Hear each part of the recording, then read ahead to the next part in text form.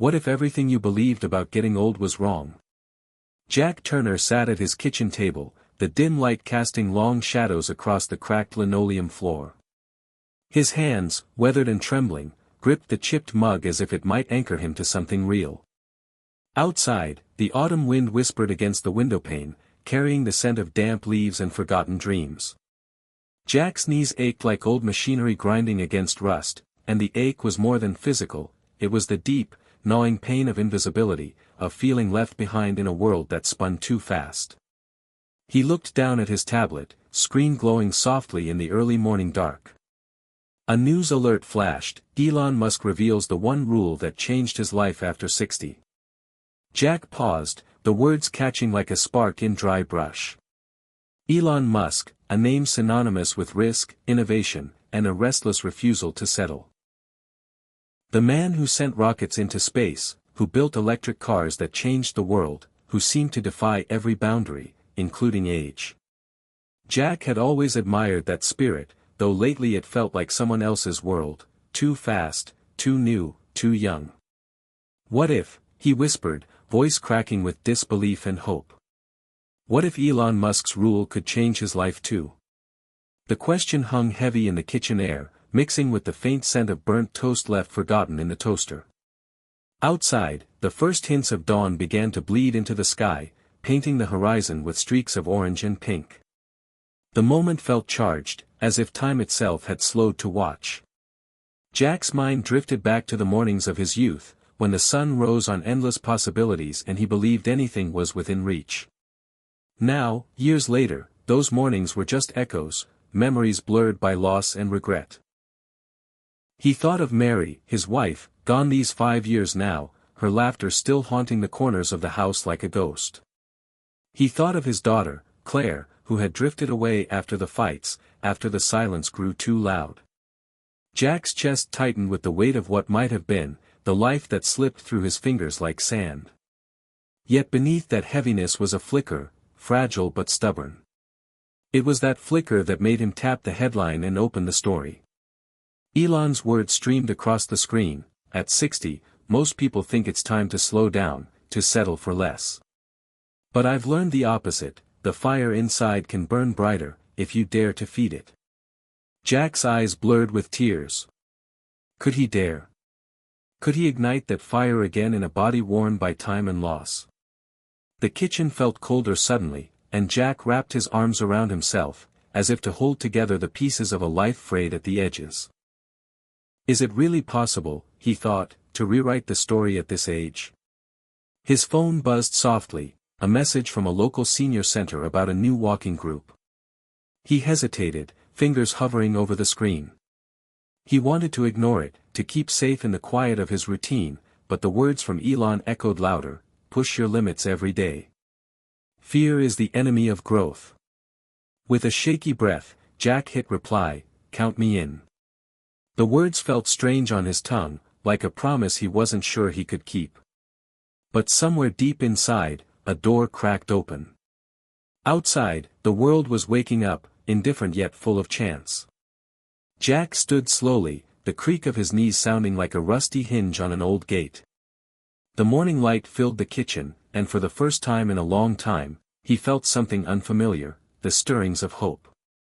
Hit subscribe and leave a comment with where you're watching from. Elon's voice echoed from a podcast playing softly in the background. This story might just spark a new beginning. What's one thing that always pushes you forward, even when things get tough? Jack smiled, a small, almost imperceptible curl at the corners of his mouth. He reached for the phone again and typed, Ohio. What pushes me? The chance to be more than what time says I am. He sent it, the message floating out into the digital sea.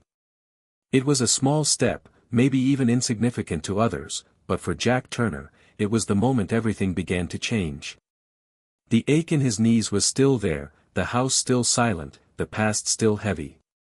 But now there was a spark, a defiant, reckless spark, that whispered, not yet. Not done. And in that moment, Jack Turner realized that maybe, just maybe, Elon Musk's rule wasn't just for rocket scientists and billionaires. Maybe it was for him, too. Jack Turner's life before this moment was a slow unraveling of dreams and days that slipped like sand through tired fingers. He had once been a man of action, a mechanic with grease-stained hands and a laugh that filled the corners of his small Ohio town. The kind of guy who could fix almost anything: cars, lawnmowers, broken radios, even broken spirits.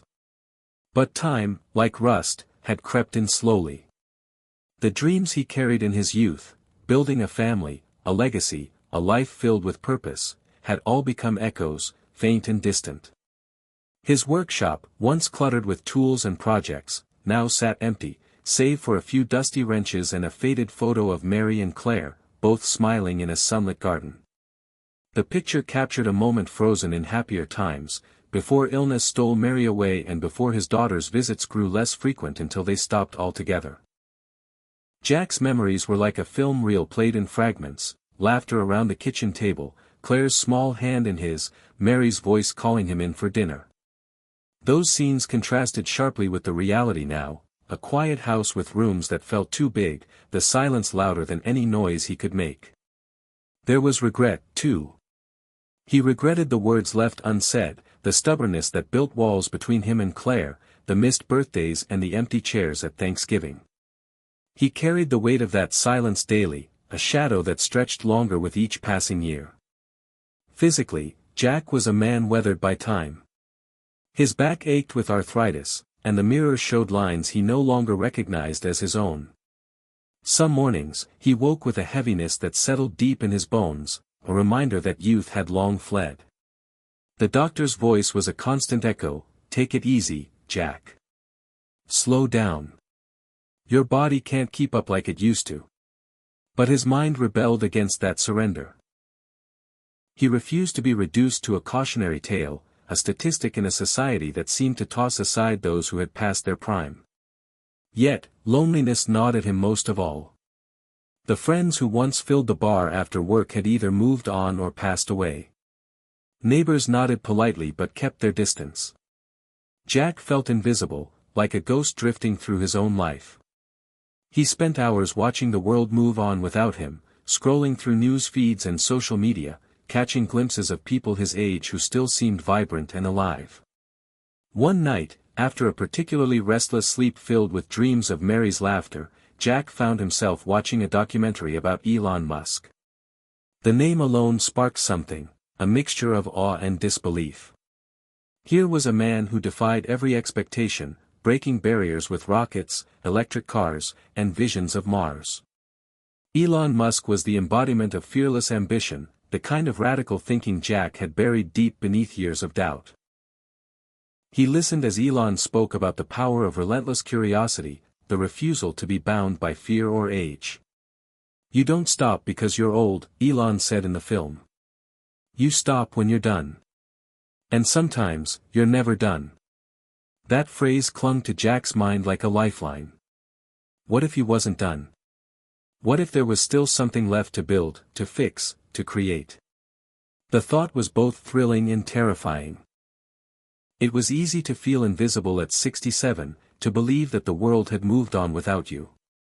But Elon's voice whispered that age was not a wall but a door Jack had the power to open if only he dared. Jack remembered the garage where he and Mary had once spent weekends fixing up old cars, their hands greasy and their hearts full of laughter. The smell of motor oil, the feel of metal under his fingertips, it was all still there, waiting. He wasn't sure what he would build or fix, but the urge to try was something he hadn't felt in years. One afternoon, Jack found himself walking to that garage, the sun warm on his back, leaves crunching underfoot. The door creaked as he pushed it open, dust motes dancing in the light. Inside were relics of a life paused, an old workbench, tools hanging in disarray, a rusted engine block he'd started years ago but never finished. He ran his fingers along the bench, the rough wood grounding him. For a moment, he was the man he used to be. Curious, capable, alive. But reality tugged him back. The pain in his knees reminded him of his limits, and the silence of the empty house was a stark contrast to the laughter that once filled it. Yet something had shifted. That day, Jack stayed in the garage longer than usual. He picked up a wrench, turned a bolt, and felt the familiar thrill of creation pulse through his veins. It wasn't much, but it was a start. The next days were filled with small rituals, opening the garage door, dusting off tools, tinkering with bits and pieces. Each movement was an act of rebellion against the creeping quiet, against the weight of years that told him to slow down, to give up. His body protested, but his spirit flared brighter. Jack's neighbors noticed the change. Mrs. Harper from next door waved from her porch, a tentative smile breaking through her usual reserve. The local hardware store owner called him young at heart with a wink. Even his dog, Rusty, seemed to sense the renewal and followed him around with eager eyes. But not everyone was convinced. When Jack mentioned his newfound energy to Claire during a rare phone call, her voice was skeptical, tinged with the exhaustion of their fractured past. "Dad, you don't have to prove anything. Maybe it's time to accept things." The words stung, but Jack held fast to Elon's example, the fearless, relentless push forward, the refusal to accept limits imposed by others or even by oneself. In those moments, Jack understood that the battle was not just against age but against the voices that whispered, "Too late, not worth it, you're done."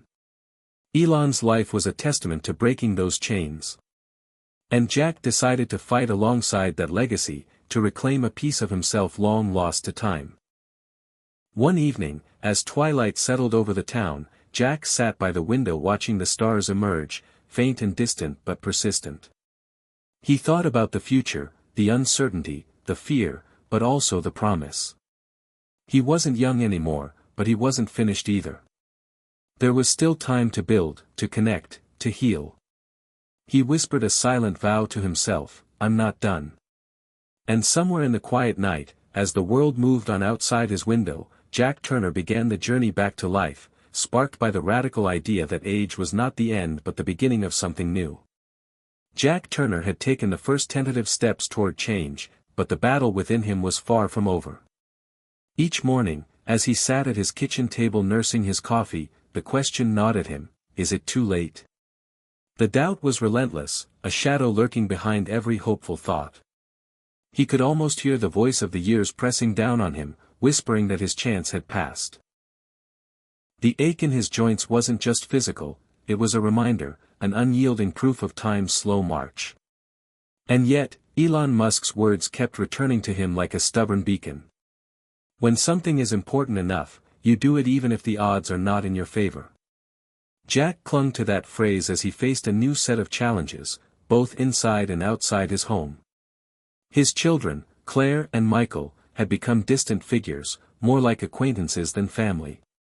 When Jack shared his tentative plans to start walking daily, maybe even working on a small invention in the garage, their reactions were less than encouraging.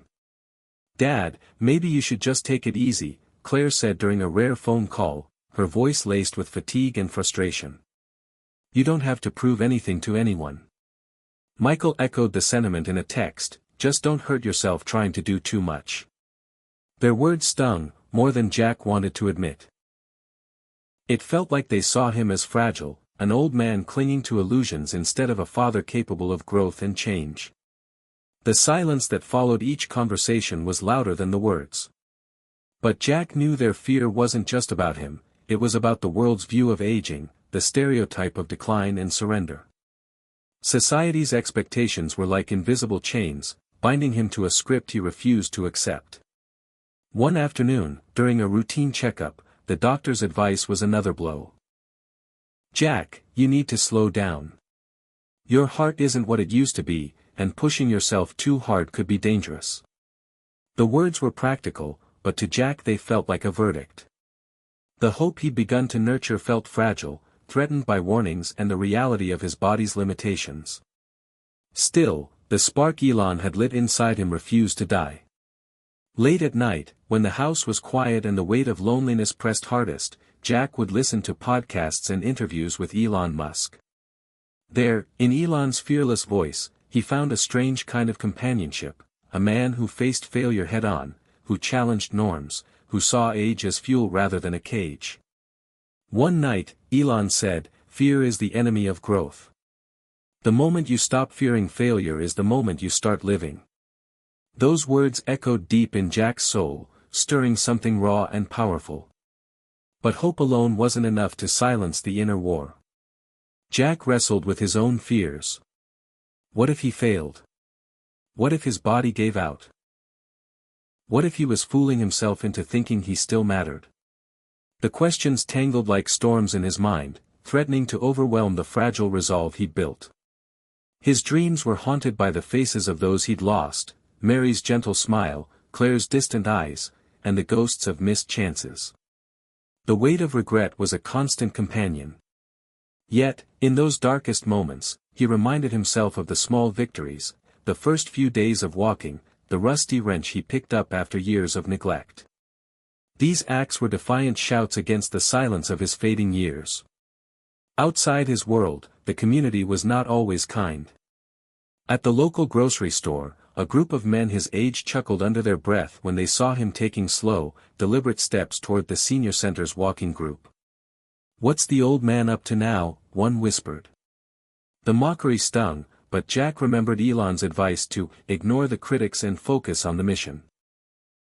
He pressed on, each day a battle against not just his body, but the judgments of a society eager to dismiss the old. The inner war reached a peak one chilly evening when Jack sat alone in the garage, staring at the unfinished project on the workbench. His hands trembled as he reached for a wrench, the familiar weight both comforting and daunting. Doubt screamed louder than hope. Was this foolhardy? Was he chasing a dream that belonged to someone else? The ache in his chest was more than pain, it was the crushing pressure of years lost, the fear that it was truly too late. Then his phone buzzed with a notification, a clip from Elon Musk's latest interview. Jack pressed play, hearing Elon's steady voice say, "If something's important, you don't give up. You find a way." The simplicity of the words cut through the noise of fear. Jack took a deep breath and tightened a bolt on the engine block. The metal creaked but held firm. It was a small victory, but it meant everything. That night, Jack scribbled a list in a worn notebook, small goals to build momentum. Walk 10 minutes. Tinker in the garage. Call Claire. The list was a lifeline, a roadmap through the chaos of doubt. Slowly, he began to see the war inside him not as a battle to win or lose, but as the price of change. Every day was a choice, to sink into despair or to rise with purpose. Elon Musk's presence, though distant and symbolic, was a steady flame in that darkness. Jack wasn't just surviving his years, he was fighting to live them fully, against all odds. The inner war was far from over, but for the first time in a long time, Jack Turner believed he might just have a chance. Jack Turner's life hung in a fragile balance, teetering between old fears and new hope. The inner war had left him exhausted but not defeated. Then came the day he made a choice, a small, seemingly insignificant act that would become the turning point in his journey. It started with a simple decision, to walk.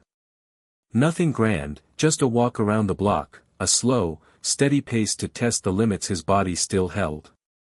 The morning was crisp, the sky a clear pale blue, and the neighborhood was quiet except for the rustle of leaves caught in the breeze. Jack stepped outside his front door, the cold air filling his lungs, sharp and invigorating.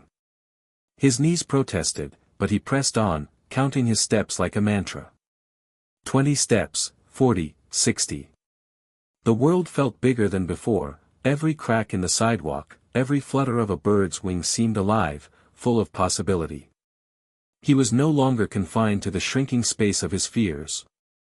Elon Musk's voice echoed in his mind, a quiet command to push your limits every day. That day, Jack wasn't just walking, he was reclaiming himself. Word spread slowly through the small town. The neighbors who had once whispered behind his back now saw him stepping out each morning, resolute and steady. Mrs. Harper offered him a smile and a wave. The hardware store owner nodded approvingly. Even Claire noticed, though her concern was wrapped in cautious hope. "Dad, just don't overdo it," she warned during a phone call, her voice softer than before. Jack understood her fears, but the walk was more than exercise, it was a statement. It said, "I'm here. I'm not finished." Buoyed by the morning walks, Jack began to tackle another project that had been gathering dust for decades, the old engine block in his garage. It was a relic of his youth, a symbol of a man who once built dreams from metal and grease. He hadn't touched it since Mary's illness began, the project abandoned as life's hardships swallowed time and energy. But now, with a new fire burning inside, Jack saw it as more than a machine. It was a chance to prove to himself that he could still create, still build, still matter. Day by day, he cleaned the rust, tightened bolts, and replaced worn parts. His hands, though shaky at times, moved with the practiced rhythm of a man rediscovering his craft. Each turn of the wrench was a quiet rebellion against the creeping silence of age. In the evenings, Jack wrote in a journal, something he'd never done before. The words spilled out, frustrations, hopes, fears, and dreams. It became a bridge between the past and the future, a way to make sense of the transformation unfolding inside him. Then came the moment Jack decided to reach out to Claire. The phone call was nerve-wracking, the silence stretching longer than he expected before she answered. "Hi, Dad," she said, voice hesitant. "I've been thinking about you." The conversation was awkward at first, the years of distance and hurt palpable in every pause. But Jack spoke from the heart, sharing his newfound hope, the small victories, and the inspiration he found in Elon Musk's relentless spirit. Claire listened, her defenses slowly lowering. "I'm proud of you," she admitted, the words tentative but real. It wasn't a fairy tale reunion, but it was a start. A crack in the wall that had kept them apart. Inspired by Elon's example of building not just machines but futures, Jack took another bold step, he started a blog. At first, it was just for himself, a place to chronicle his journey, to hold himself accountable. But soon, strangers began to read his posts, connecting with the story of a man refusing to fade away quietly. Comments trickled in, encouragement from people who saw their own struggles in Jack's words. "You're not alone," one wrote. "Thank you for reminding me it's never too late." The blog became a lifeline, a digital campfire where Jack shared the lessons he learned about fear, resilience, and the power of small choices. The transformation wasn't dramatic or instant. There were setbacks, days when his knees screamed, when doubts flooded back, when loneliness returned with a vengeance. But each time, Jack reminded himself of Elon's rule, you don't stop when you're tired, you stop when you're done. Slowly, the small changes rippled outward. Jack's daily walks grew longer. His projects in the garage became more ambitious. The calls to Claire became more frequent, weaving a fragile thread of reconnection. And in that, Jack found something he thought was lost forever, a renewed sense of purpose. The moment he changed was not a grand event but a collection of tiny victories, stitched together by courage and persistence. Jack Turner was no longer waiting for life to happen. He was making it happen, one step, one bolt, one word at a time. And as the sun set on another day, painting the sky with streaks of gold and crimson, Jack stood at his front porch, looking out over the world with eyes that held a quiet fire. He wasn't just surviving. He was living. And that, he realized, was the one thing Elon Musk's rule had taught him: it's never too late to change, to start, to become more than what time says you are. Jack Turner never imagined the day would come when his story, once locked in silence and solitude, would suddenly burst into the light. It began quietly enough, a few more comments on his blog, some unexpected messages from strangers who had found hope in his words. But one morning, as he sat in his faded armchair sipping weak coffee, Jack received an email that made his hands tremble. The subject line read, "Your story inspired me." The sender was a woman named Linda, a retired teacher from Michigan, who wrote that she had stumbled across Jack's blog while searching for stories about life after 60. She shared how Jack's determination had sparked her own desire to walk again after years of chronic illness. As Jack read her words, a surge of warmth spread through him, dissolving the years of doubt and loneliness. It was proof that his quiet rebellion against fading away was touching lives far beyond his small town.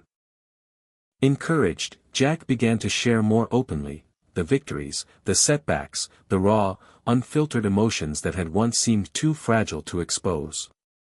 Then came the moment that changed everything. One of his posts, a heartfelt reflection on his estranged relationship with Claire and his hopes for reconnection, was shared on social media by a popular inspirational account. The post went viral overnight. Suddenly, Jack's inbox overflowed with messages from people across the country, many of them his age or older, sharing their own stories of feeling forgotten, too old, or stuck in fear. The flood of support was overwhelming, but it also brought a wave of vulnerability Jack hadn't expected. Amid the messages, one stood out, a text from Claire. "Dad, I saw your post. I'm sorry it took me so long to see you. Can we talk?" The words were simple but seismic. Jack's heart pounded as he dialed her number. Their conversation was hesitant at first, filled with pauses and quiet admissions. But it was real, raw and healing. For the first time in years, they spoke not as distant strangers but as father and daughter seeking to bridge the gap. The breakthrough wasn't just personal. The viral post caught the attention of a local news station, which invited Jack to share his story in a televised interview. The studio lights were bright, the cameras intimidating, but Jack spoke with a calm conviction. He talked about fear, loss, the weight of age, and most importantly, the power of choosing to fight back. Elon Musk's words echoed in his mind, "When something is important enough, you do it even if the odds are not in your favor." Jack was living proof of that belief. The interview sparked a wave of new followers on his blog and social media, many eager to join a community that refused to accept invisibility in the later chapters of life. Invitations followed, speaking engagements, podcasts, even an offer to co-author a book about his journey. But amid the attention, Jack stayed grounded, focused on the quiet moments that had brought him here, the daily walks, the garage tinkering, the calls with Claire. One evening, as he sat with his daughter on the porch swing, the weight of the past lifted enough to let hope settle in.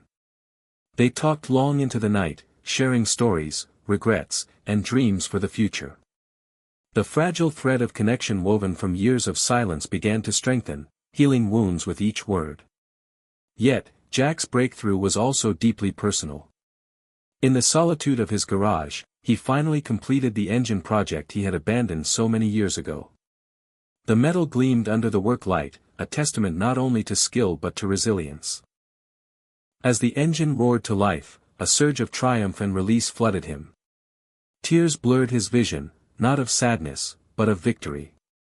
This machine was more than metal, it was a symbol of his rebirth, proof that even after decades of silence, he still had the power to create and to matter. The breakthrough wasn't without its challenges. Jack faced moments of doubt, physical pain, and the ever-present fear of losing momentum. But each setback was met with a renewed determination fueled by the support of the community that had embraced him and the radical mindset inspired by Elon Musk. Jack realized that breaking through was not a single moment but a series of courageous acts, choosing hope over despair, connection over isolation, action over resignation. It was about refusing to let age define his story.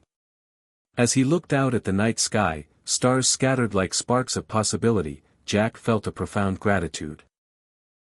He had been lost in the shadows of doubt and regret, but now he stood in the light of a new chapter, empowered by the knowledge that transformation was always within reach. He whispered to himself, "This is just the beginning." And in that quiet declaration, Jack Turner found the strength to keep moving forward, guided by the one rule Elon Musk revealed, a rule that had changed his life after 60, never stop until you're done. Jack Turner sat in his favorite chair, the one by the window where sunlight spilled in like a gentle reminder of the day's possibilities. Outside, the neighborhood buzzed with quiet life, children playing, neighbors chatting, birds flitting between the trees. It was a scene so ordinary, yet for Jack, it felt profoundly new. He had come a long way from the man who once thought his story was over. The years of struggle, doubt, and slow transformation had distilled into a simple truth: age was not an ending but a beginning. Jack's journey was no longer just about himself, it was about the legacy he wanted to leave behind. The legacy of hope, resilience, and the courage to change at any stage of life. His blog, once a private journal, had blossomed into a community, a digital hearth where people shared their own stories of reinvention and healing. Messages poured in daily from strangers who found strength in Jack's honesty and persistence. "I thought I was too old," one reader wrote, "but you showed me I still have time to dream." Jack responded to as many messages as he could, knowing each one was a spark waiting to ignite a new fire. His relationship with Claire had deepened in ways he never expected. Their phone calls became regular, their visits more frequent, a bridge rebuilding over years of silence. They spoke openly about regrets but also about the future, plans for family gatherings, and new memories waiting to be made. The breakthrough with Claire was more than personal healing. It was a testament to the power of reaching out, even when the odds seemed stacked against connection. Jack also found himself mentoring a group at the local community center, older adults who felt stuck, invisible, or unsure how to embrace change. He shared his story, the struggles and triumphs, always emphasizing Elon Musk's radical mindset: don't let fear decide your future. Watching others begin their own journeys reminded Jack that his transformation was part of a larger movement, a rebellion against the narrative that age means fading away. His days were full but calm. The morning walks had become a ritual of renewal, a time to breathe in possibility and push the boundaries of what his body could do. The garage, once silent and dust-covered, buzzed with new projects, each one a challenge and a celebration. And at night, he wrote, drafting a memoir that blended personal history with lessons learned, hoping it might inspire even more people to break free from fear and inertia. Jack often thought about Elon Musk, not as a savior, but as a symbol of relentless innovation and refusal to accept limits. Elon's example had given Jack permission to matter again, to take risks, and to believe in the power of change. He remembered the rule that changed everything: you don't stop when you're tired, you stop when you're done.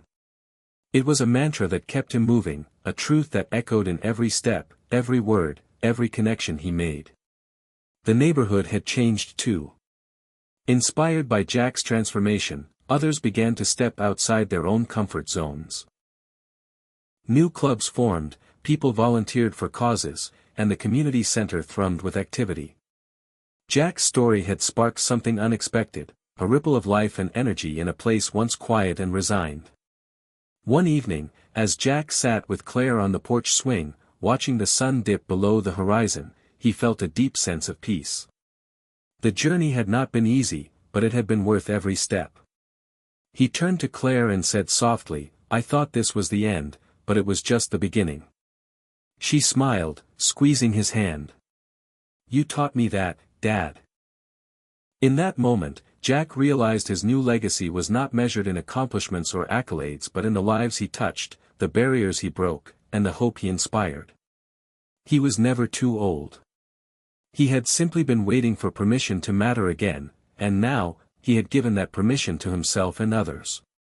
The night sky stretched endlessly above them, filled with stars like sparks of possibility. Jack breathed deeply, ready for whatever came next, knowing the one rule that changed his life after 60 would guide him always: never stop until you're done. Jack Turner's mornings now began with a quiet ritual that once seemed impossible. He laced up his worn sneakers and stepped outside before the sun broke the horizon. The air was cool, the neighborhood still wrapped in the soft hush of early light, and with each deliberate step, Jack felt the pulse of life returning to his body. Walking had become more than exercise, it was a reclaiming of time, strength, and spirit. Each stride was a challenge to the voice that whispered doubt and a declaration that he was still here, still moving forward. The days following his breakthrough blurred into a rhythm of small victories and steady progress. His blog grew, the community expanding with readers who shared their own stories of reinvention and courage. Jack's inbox overflowed with heartfelt messages, from people who had long given up hope to those just beginning to question the narrative society had written for them. He responded to as many as he could, careful to nurture this new network of connection and support. The sense of isolation that once felt like a shroud was lifting.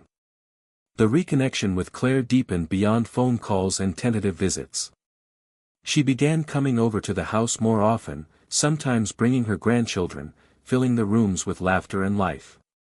Their conversations moved beyond apologies to dreams and plans for the future. Jack cherished these moments. Proof that time, while it could steal, could also heal. In the garage, the hum of tools and the scent of motor oil became a comforting backdrop. Jack had started on a new project, an old motorcycle frame that had sat untouched for years.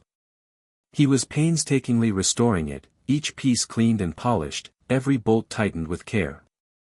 The work demanded focus and patience, but more than that, it demanded belief, in himself, in the possibility of renewal. At night, Jack wrote. Not just for his blog, but now drafting chapters for a memoir he hoped would reach even more people. The pages were filled with memories, both joyful and painful, and the lessons carved out from decades of struggle and triumph. Writing was catharsis, a way to weave the threads of his past into a tapestry of purpose. One afternoon, Jack received an unexpected invitation to speak at a local senior center event. The organizers had heard his story through the viral post and wanted him to share his journey firsthand. Standing before an audience of faces lined with the same fears and hopes he once carried, Jack felt the weight of responsibility and possibility. He spoke honestly about the dark moments, the fear of irrelevance, and the choice he made to fight back, inspired by Elon Musk's relentless mindset. The room was silent, hanging on his every word, until the applause erupted, warm, genuine, and life-affirming. After the event, several attendees approached him, eager to start their own journeys of change. Jack smiled, realizing the ripple effect of one person daring to believe they still mattered. But the road wasn't without challenges. There were mornings when pain slowed his steps, when doubts crept back like unwelcome shadows. Yet, each time, Jack returned to the rule that had become his anchor: never stop until you're done. It wasn't about perfection or speed, it was about persistence and faith in the unseen horizon. In quiet moments, Jack reflected on Elon Musk's words and spirit, not as a distant idol, but as a mirror reflecting his own courage and refusal to surrender. He wasn't trying to build rockets or electric cars, he was building a life that mattered, a legacy of resilience and hope. One evening, as the sun dipped low and the sky blazed with color, Jack and Claire sat side by side on the porch swing. The air was filled with the scent of blooming jasmine, and the world felt peaceful, full of possibility. "You've changed more than I ever imagined," Claire said softly. Jack smiled, feeling the truth of her words. "No, Claire. I've only just started." The journey ahead was uncertain, but the fire inside Jack burned steady and strong. He was a man transformed, not by grand gestures or sudden miracles, but by the steady courage to take one step after another, to build, to connect, to live fully. And in that courage, Jack Turner had found his new beginning. Jack Turner's world had quietly shifted beneath his feet, and yet, the sensation was as subtle as the slow unfurling of dawn. His days, once filled with shadows of regret and the heavy weight of isolation, now pulsed with quiet purpose. Each morning's walk was a ritual of renewal, a small victory that whispered to his heart, "You are not done yet." The crisp air filled his lungs as he moved with deliberate steps through the familiar streets of his small town, the world around him awakening with the gentle hum of life. Neighbors he barely knew nodded greetings, and the old hardware store owner waved from across the sidewalk. These small connections wove a tapestry of belonging that Jack had not felt in years. Back in the garage, the hum of tools and the scent of motor oil surrounded him like a comforting companion. The motorcycle frame he was restoring had become more than a project, it was a symbol of his reclaiming. Every bolt tightened, every rusted part cleaned and replaced, was a testament to his refusal to fade away quietly. The physical labor, though taxing, filled him with a sense of accomplishment he hadn't known in decades. He thought often about Elon Musk's relentless drive, the way the entrepreneur tackled impossible challenges without yielding to doubt or fear. That mindset had ignited a spark in Jack, a rebellion against the narrative that aging meant decline and invisibility.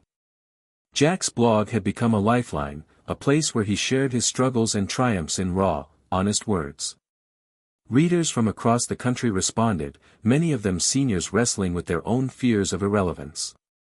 Their stories intertwined with Jack's, creating a digital community bound by courage and hope. Emails flooded his inbox, messages from people inspired to take small steps toward change. Some began new hobbies, others reconnected with estranged family, and many found comfort in the simple truth that they were not alone. The most profound change was the healing of his relationship with Claire. The walls built by years of silence and misunderstanding began to crumble as they communicated more openly. Claire visited often, sometimes bringing her grandchildren, whose laughter filled the house with light. Their conversations moved beyond the painful past to plans for future holidays and new memories waiting to be made. Jack treasured these moments, knowing they were gifts born of courage and vulnerability. One afternoon, Jack received a call that stirred both excitement and nerves. A local university's lifelong learning program invited him to speak about his journey of transformation. Standing before a room filled with older adults hungry for inspiration, Jack shared his story, not as a tale of miraculous change but as a testament to persistence and the power of choice. He spoke of fear, loss, and the quiet moments when giving up seemed easier than going on. But most importantly, he shared the lesson Elon Musk had unwittingly taught him: you don't stop when you're tired, you stop when you're done. The audience listened in rapt silence, many nodding in recognition of their own struggles. When the applause came, it was more than polite, it was a surge of collective hope and resolve. After the talk, several attendees approached Jack, eager to start their own journeys. Some wanted advice, others just needed reassurance that change was possible, no matter the age. Jack felt humbled and honored, realizing his story had become a beacon in the fog for many. Yet, even as his world expanded, Jack faced days when his body reminded him of its limits. Knees ached, and fatigue whispered temptations to rest longer and dream less. But each time, he returned to the rule that had become his compass: never stop until you're done. It wasn't about racing to a finish line but embracing the process, honoring progress, and pushing gently past pain and doubt. In quiet moments, Jack reflected on the contrast between his former life and now. The man who once sat alone in a dim kitchen, haunted by regret, was being replaced by someone who saw possibility in every sunrise. He wasn't trying to become someone else, just the best version of himself, shaped by experience and guided by new hope. One evening, as the sky blushed with the last light of day, Jack and Claire sat together on the porch swing, watching the neighborhood settle into twilight. The air smelled of jasmine and freshly mown grass, a gentle reminder of life's ongoing cycles. Claire reached for Jack's hand, her eyes shining with unshed tears. "You've changed me," she whispered. Jack smiled, squeezing her hand gently. "No, Claire. We've changed each other." The journey ahead was still uncertain, but it was theirs to share, a path lit by courage, connection, and the simple truth that it's never too late to begin again. Jack Turner had learned that life after 60 was not a closing chapter but the prologue to a story yet to be written, one filled with possibility, resilience, and the quiet power of one step forward. Jack Turner woke to the familiar creak of the old wooden floors beneath his feet and the soft light filtering through the curtains. His body ached in the morning chill, but he rose with determination. The rhythm of his new life was becoming steady: walks before dawn, tinkering in the garage, writing his story, and reconnecting with the world that had once seemed so distant. Today was different, though. Today marked the one-year anniversary of the moment everything began to change, the day he first dared to believe he could rewrite his story after 60. Sitting at the kitchen table, sipping black coffee, Jack reflected on the journey. He remembered the weight of loneliness, the aching regrets, the quiet desperation to matter again. And now, the warmth of renewed connection, the buzz of community, the hum of a life rebuilt. He felt pride, not for fame or recognition, but for the courage it took to keep going. His phone buzzed with a message from Claire: "Thinking about you today. Proud of how far you've come." Jack smiled, the simple words a balm to his soul. The morning walk was brisk, the crisp autumn air tinged with the scent of falling leaves and distant wood smoke. As he moved through the quiet streets, Jack's mind wandered to the new opportunities that had blossomed from his journey. Invitations to speak, collaborate, and mentor filled his calendar, each one a chance to inspire others and deepen his own sense of purpose. At the community center, he met with a group of seniors eager to launch a second act workshop, a space to explore new passions, heal old wounds, and embrace change without fear. Jack felt honored to lead, drawing on his own experiences to guide others. The workshop began with sharing stories, each person revealing a piece of their past and hopes for the future. There were tears, laughter, moments of silence heavy with meaning.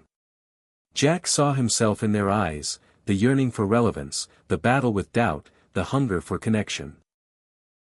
Inspired, they crafted plans, a photography class, a writing circle, a small garden project. Each initiative a seed of transformation.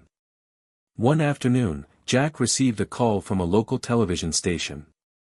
They wanted to feature his story as part of a series on ageless inspiration.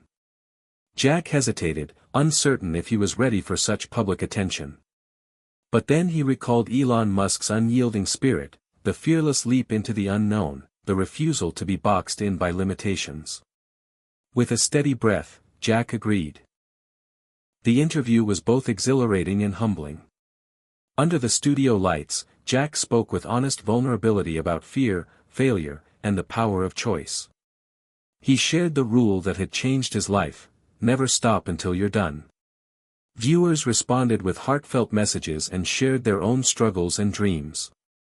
Jack's story was no longer just his own, it had become a beacon for countless others navigating the shadows of age and doubt. Amid the growing attention, Jack remained grounded. He continued daily walks, garage projects, and quiet evenings with Claire. Their relationship flourished, healing past wounds and building a future of understanding and love. One evening, as they sat watching the sunset, Claire said softly, "You've given me hope I thought was lost."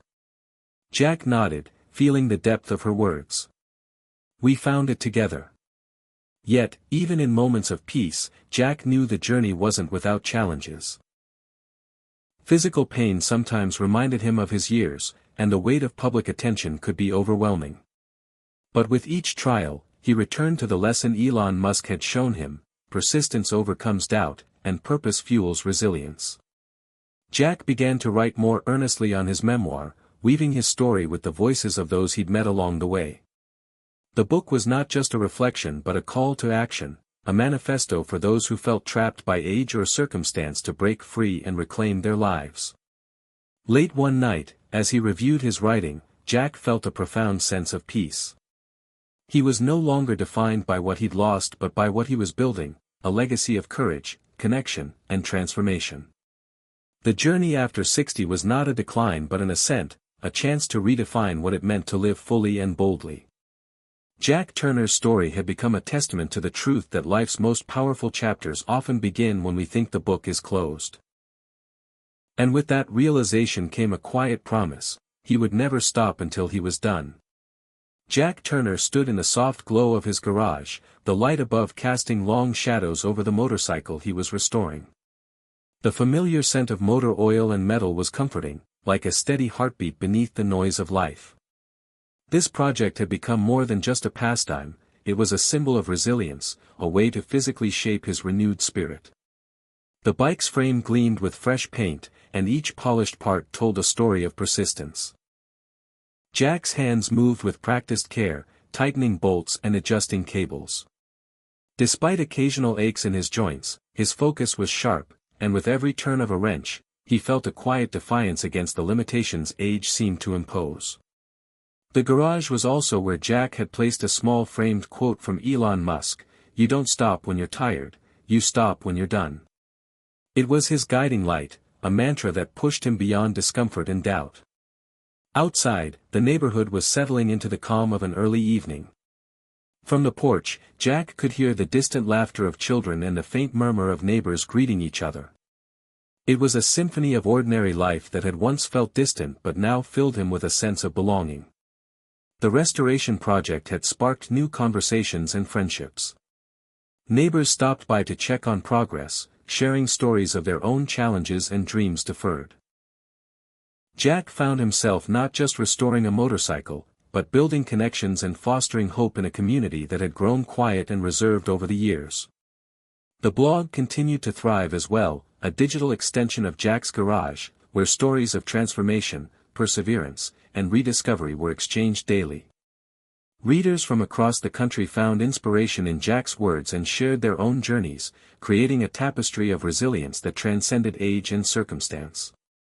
One afternoon, Jack received an unexpected visit from his estranged son, Michael.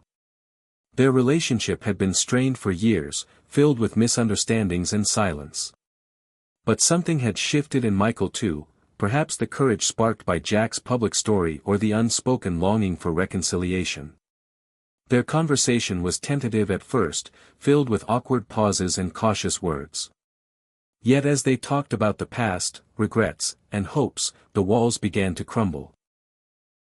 It wasn't a perfect reunion, but it was a beginning, a fragile but vital step toward healing. Jack realized that transformation was not just about personal change but about mending the broken ties that time and silence had frayed. That night, after Michael left, Jack sat on the porch, gazing at the stars scattered across the velvet sky. The vastness of the universe reminded him of the endless possibilities that still lay ahead. He was no longer a man resigned to fading away but someone who embraced the unknown with courage and curiosity. He thought about Elon Musk's fearless approach to life, the willingness to tackle enormous challenges, to fail and try again, to keep moving forward against all odds. It was a lesson Jack carried in his heart every day. As weeks passed, Jack and Michael worked slowly to rebuild their bond. They shared meals, repaired fences, and even took the motorcycle out for short rides. Each moment was a gift, a testament to the power of second chances. Meanwhile, Jack continued to speak at local events, inspiring others to break free from the shackles of doubt and embrace their potential for change. His story resonated deeply, not because it was extraordinary, but because it was real, filled with setbacks, struggles, and ultimately, hope. One evening, Jack received a letter from a young woman named Emily. She wrote about her own fears of failure and aging, about how Jack's story had given her the courage to pursue her passion for art after decades of silence. Her words moved Jack deeply, a reminder that the ripple of transformation extended far beyond his immediate circle. With a renewed sense of purpose, Jack returned to his writing, determined to complete his memoir. He wanted to capture not just his journey but the collective strength of everyone who had dared to change. The pages flowed with honesty, vulnerability, and the fierce determination to never give up. As he penned the final chapter, Jack felt a profound gratitude, for the struggles that shaped him, for the people who believed in him, and for the simple, powerful truth that had guided him all along: you don't stop when you're tired, you stop when you're done. Sitting back in his chair, Jack smiled, knowing that his story was far from over. It was a story of courage, connection, and the relentless pursuit of life's possibilities, no matter the age. The night deepened, the stars shining brighter than ever, and Jack Turner was ready to keep moving forward, step by step, until he was done. Jack Turner woke to the faint glow of morning light filtering through the curtains, the quiet hum of the neighborhood stirring awake outside. He lay still for a moment, listening to the soft sounds. The distant bark of a dog, the rustle of leaves in a gentle breeze, the rhythmic ticking of the old clock on the kitchen wall. The aches in his knees and back reminded him that time had etched its marks on his body, but today, unlike many mornings before, there was a spark of anticipation instead of resignation. Today was a milestone, the anniversary of the day he'd first dared to break free from the prison of his own doubt and fear. The day he decided to live by the rule Elon Musk had unwittingly gifted him: you don't stop when you're tired, you stop when you're done. The past year had been a whirlwind of change. Jack's days were now filled with purpose, morning walks that stretched his body and cleared his mind, hours spent in his garage restoring the old motorcycle that had long been a symbol of a life paused, and evenings typing away at the memoir that wove his story with the voices of others who refused to fade away quietly. His blog had blossomed into a community, an online refuge for those like him who were fighting against the creeping invisibility of aging. Messages flooded in daily, letters from strangers sharing their own battles with regret and their tentative steps toward transformation. One message stood out, a letter from Emily, a young woman whose words painted a portrait of rekindled hope. She told Jack how his story had inspired her to dust off old dreams, to pick up a paintbrush after decades of silence. It struck Jack deeply to think that his journey might be lighting a spark for someone else. The community center's second act workshop flourished under Jack's quiet leadership. Seniors gathered to share stories, to learn new skills, to forge friendships that stitched together the frayed fabric of their lives. The small projects they undertook, a photography class, a community garden, a writing group, were seeds of renewal planted in fertile soil.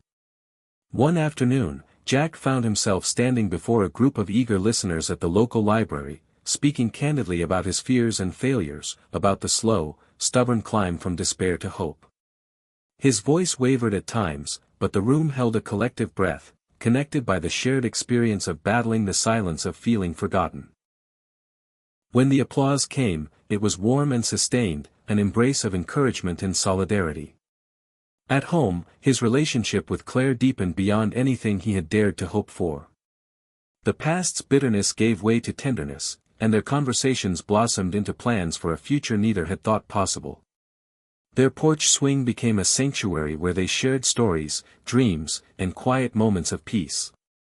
Yet, Jack knew the journey was not without its challenges. His body reminded him daily of its limits, the stiffness in his joints, the fatigue that crept in unbidden. Some days, the weight of past regrets threatened to pull him back into shadow. But each time, he returned to the mantra that had become his lifeline, the rule that had transformed his life. Persistence over perfection. Courage over comfort. The willingness to keep going, step by step, breath by breath. One evening, as twilight settled over the neighborhood, Jack sat alone on the porch, the world painted in hues of orange and purple. He thought about Elon Musk, the man who, despite the vast differences in their lives, had sparked something essential in him, the refusal to be defined by age or circumstance. Musk's fearless pursuit of the impossible, his relentless drive, had been a catalyst for Jack's own revolution. It wasn't about emulating Musk's achievements but embracing his mindset, the radical belief that it's never too late to change, to create, to dream. As stars began to twinkle overhead, Jack made a silent promise to himself: he would never stop until he was done. Not because the world demanded it, but because he owed it to the man who had been lost for too long, the man who still had stories to tell, connections to build, and a life to live. The night deepened, and with it, Jack felt a profound peace settle over him. The journey after 60 was not a closing chapter but a beginning, a chance to rewrite the narrative, to ignite the fire that had long been smothered by doubt. Jack Turner was no longer a man fading quietly into the background. He was a beacon of resilience, a testament to the power of one simple rule to change a life. And as he sat beneath the vast expanse of sky, he knew his story was far from over. Jack Turner woke to the familiar creak of the old wooden floorboards beneath his feet and the gentle hum of the morning birds outside his window. The soft glow of dawn spilled through the curtains, casting long, warm streaks across the faded rug in his modest living room. His body reminded him again that time was no longer his ally, knees stiff, joints aching, but the fire inside him, that quiet spark Elon Musk's words had ignited months ago, was growing stronger with each passing day. Today was the day Jack had decided would mark a new chapter, a day to confront his lingering fears and doubts, to challenge the narrative he'd long believed, that after 60, life was a slow descent into irrelevance and loneliness. As he sipped his morning coffee, Jack reflected on how far he had come. Just a year ago, he'd sat alone in this very room, swallowed by regret and silence, haunted by missed opportunities and broken relationships. The spark that had started it all, a podcast clip of Elon Musk talking about relentless persistence and refusing to accept, too late, felt like a lifeline thrown in the darkest night. Jack's first step had been a simple one: to walk every morning, to move his body even when it begged him to stop. Then, he'd opened a blog to write honestly about his struggles and small victories. Slowly, a community had blossomed around his words, people who felt just as lost, just as forgotten. The healing had begun not just in Jack's body or mind, but in his connections. His relationship with Claire, once strained and distant, had softened with honest conversations and shared vulnerability. Even Michael, his estranged son, had started to bridge the gap with tentative phone calls and, eventually, visits. That morning, Jack stepped outside for his daily walk. The crisp autumn air bit gently at his cheeks as he moved deliberately down the quiet streets of his neighborhood, the crunch of leaves underfoot a steady rhythm. As he passed familiar homes and waving neighbors, he felt a sense of belonging that had once seemed impossible. On his way back, Jack stopped by the community center where he'd been invited to lead a workshop titled, Reignite Your Life After 60. The room was bright, filled with faces eager and hopeful, some skeptical but hungry for change. Jack began with his story, not a polished tale of triumph but a raw, honest account of fear, pain, and stubborn hope. He shared Elon Musk's rule that had transformed him: you don't stop when you're tired, you stop when you're done. The words hung in the air, a challenge and an invitation. As Jack spoke, he saw tears and nods, the quiet recognition of shared struggle.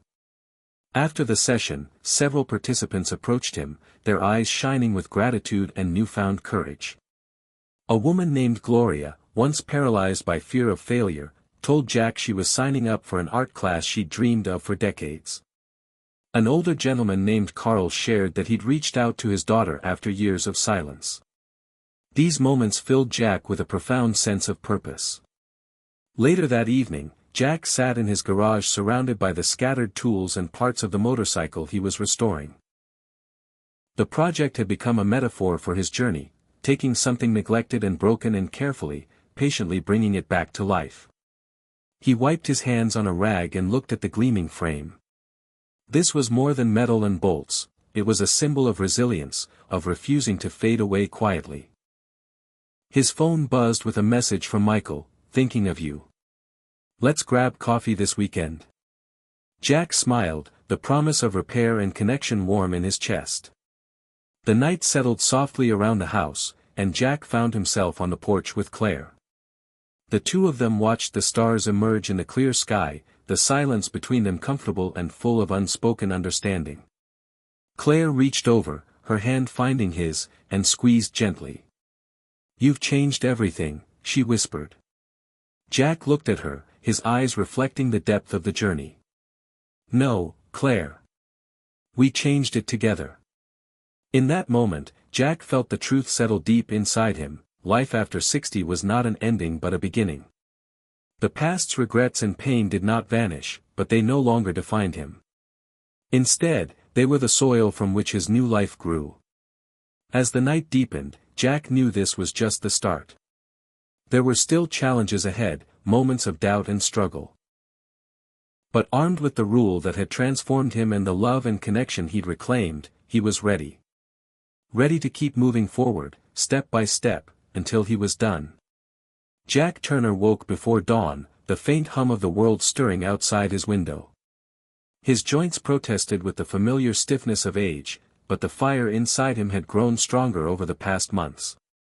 The morning light crept gently across his bedside table, illuminating the worn copy of Elon Musk's biography he kept close, not for the details of rocket launches or electric cars, but for the mindset Musk embodied: relentless, fearless, unapologetically bold. Today marked a new beginning. It was the day Jack had decided to confront the lingering shadows of his past, to face not just the ache in his bones, but the ache in his heart that had kept him tethered to regret. He dressed slowly, savoring each deliberate movement, and stepped outside into the crisp morning air. The world felt quiet but alive. The rustle of leaves, the distant bark of a dog, the faint scent of wood smoke carried on the breeze. His daily walk was no longer a chore but a ritual, a testament to his commitment to living fully despite the limits time had placed on his body. As he walked through the familiar streets of his neighborhood, memories surfaced, some sharp, some soft. The house where he and Claire had first met, now painted a cheerful yellow. The park bench where he'd once shared laughter with old friends who were now gone or distant. The community center where he had begun leading workshops to help others like himself reclaim their purpose. Each step carried him deeper into a new chapter of life, one defined not by loss but by renewal. Jack's phone buzzed with a message from Michael, his son. They were meeting for lunch today, the first time in years. The thought stirred a mix of excitement and nerves. Their past was littered with misunderstandings and silence, but the fragile bridge they'd begun building was a source of hope. At the community center, Jack led a session on embracing change at any age. The room was filled with men and women who carried their own stories of pain and perseverance. Jack spoke candidly about his journey, from despair to determination, from isolation to connection. He shared the rule that had transformed his life: you don't stop when you're tired, you stop when you're done. The words resonated deeply, sparking quiet nods and tearful smiles. After the session, Gloria, a woman who had struggled with depression for years, approached him with a tentative smile. "You've given me hope," she said. "I'm signing up for that art class we talked about." Moments like this reminded Jack why he had chosen to share his story, to be a beacon for those lost in their own darkness. Later, Jack and Michael met at a small cafe filled with the aroma of fresh coffee and warm pastries. Their conversation was tentative at first, cautious words brushing against years of distance. But as they talked, the barriers softened. Michael shared his own regrets and fears, and Jack listened without judgment. They laughed over shared memories and planned future visits. The meal ended with a promise, a commitment to rebuild what time and silence had broken. Returning home, Jack retreated to his garage where the motorcycle project awaited. Each bolt tightened, each surface polished, was an act of reclamation. A physical manifestation of the inner transformation he was living. The motorcycle, once a relic of a forgotten past, was becoming a symbol of hope and possibility. That evening, Jack sat on his porch with Claire, the sky painted in hues of purple and gold. They spoke quietly about dreams and fears, past wounds and future hopes. Claire's hand found his, a steady anchor in the shifting tides of their lives. "You've given me a reason to believe again," she whispered. Jack smiled, the weight of years lifting just a little more. As darkness settled, Jack looked up at the stars, feeling a profound peace. His journey was far from over, but armed with courage and connection, he was ready. Ready to keep moving forward, until he was done. Hit subscribe and leave a comment with where you're watching from. This story might just spark a new beginning. What's one thing that always pushes you forward, even when things get tough? Jack Turner awoke to the gentle sound of rain tapping against his bedroom window. The steady rhythm was calming, a soothing soundtrack to a morning that promised change. His body reminded him again that time had etched its presence, stiff joints and a slow rise from bed, but his mind was sharper than it had been in years. The fire Elon Musk's words had ignited within him was no longer a flicker but a steady flame, guiding him through the fog of regret and uncertainty.